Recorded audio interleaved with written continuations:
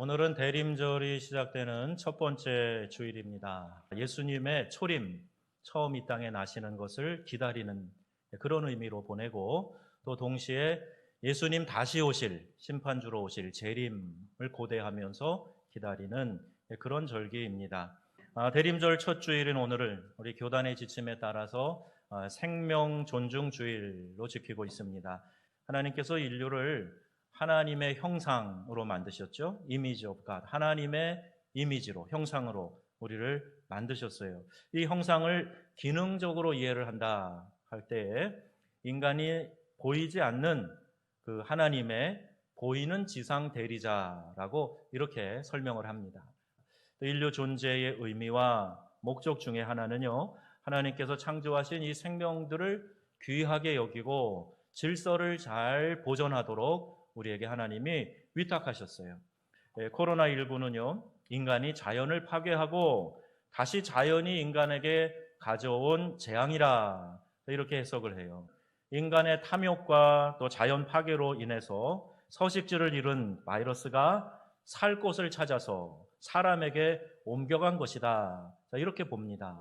인간은 모든 생명의 지킴이다. 이렇게 우리에게 말씀하고 있어요. 생명의 지킴이가 되기 위해서 생명의 연대성을 깨달아야 되고, 지속 가능한 지구, 계속 인류가 살 수 있는 지구 만들기 위해서 우리의 생활 양식을 변화시켜야 된다는 거예요. 이제 우리는 생명 앞에 겸손하게 서로 섬기고 양육하고 또 돌보고 하는 것을 우리 생활화해야 될 것입니다.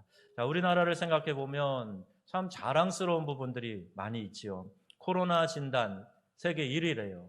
또 인터넷 속도 오래전부터 세계 1위를 달립니다. 과학이 발달한 나라에 살아봐도 인터넷 속도만큼은 우리 대한민국을 따라갈 데가 없어요. 배달 문화, 이 배달 문화, 그 배달은 아니지만 옛날부터 배달의 민족 그러더니 결국 이 배달 문화, 조선해양 세계 1위, 인구 대비 특허 출원, 아이디어가 좋다는 거 아니에요? 이거 세계 1위예요. 하지만 여러분 아시죠? OECD 좀 발전한 나라들 가운데에서 매일 우리나라에 이렇게 자살하는 사람들이 많이 있어요. 38명이나 된답니다. 자살률이 그래서 1위예요. 낙태율이 1위입니다. 이건 오명이지 않습니까? 2019년 통계청 발표로 우리나라가 이렇게 자살하는 사람이 많이 있는데, 그 중에 10대에서 30대 자살률, 10대에서 30대가 사망률 가운데 자살이 당연히 1위를 차지하고 있다는 거예요. 살 권리는 있어도 죽을 권리 혹은 죽일 권리는 어떤 사람에게도 주어지지 않았어요. 내 생명의 주인 하나님이시다. 하나님이 내게 선물로 주셨고, 또 하나님께서 이것을 우리에게 맡아서 관리하도록 우리에게 청지기로 부르셨다는 거예요. 안타까운 일은 2017년 우리 대한산부인과 의사회 발표에 따르면 한국에서 낙태가 매일 3,000명씩 일어나고 있어요. 1년이 되면은 110만 명의 태아가 죽고 마는 겁니다. 낙태는요, 형법상 죄로 법률상 규정이 되어 있어요. 그럼에도 불구하고 1973년 제정된 모자보건법이라는 것이 있는데 제8조에 임신 중절에 허용한 게 이것이 구체적으로 제정이 되었습니다. 다음과 같은 5가지 사항에 대해서는 임신 중절이 법적으로도 문제가 없다. 이렇게 이야기를 하는 거예요. 사실상 무제한 낙태가 이루어지고 있고 낙태죄로 기소된 건이 거의 없는데도 우리 정부는 낙태를 합법적으로 허용하는 법을 만드는 이 입법을 예고하고 있습니다. 한 개인의 모든 삶은 주님의 눈앞에 놓여 있어요. 인간이란 존재는 하나님의 목전을 떠나서 존재할 수 있는 그런 존재가 아닙니다.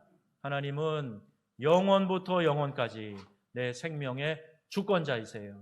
하나님은 죽음의 하나님이 아니라 생명의 하나님이십니다. 그래서 우리가 이 태아의 생명도 존중하고 자연과 이웃 우리가 잘 존중하고 그들의 생명을 소중히 여기고 증진하는 일에 우리 믿는 성도들이 먼저 의식을 가지고 앞장서야 할 것입니다. 하나님의 뜻을 받드는 하나님의 참다운 자녀됨을 우리가 이러한 삶으로 드러내며 살아갈 수 있어야 하지요. 사랑하는 여러분, 예수님께서 이 땅에 생명으로 오셨습니다. 예수님의 오심을 고대하는 이 대림절 첫 주에 전해드린 이 말씀을 통해서 생명을 더욱 존중히 여기는 우리 명성의 가족들이 다 되시기를 주님의 이름으로 축원합니다.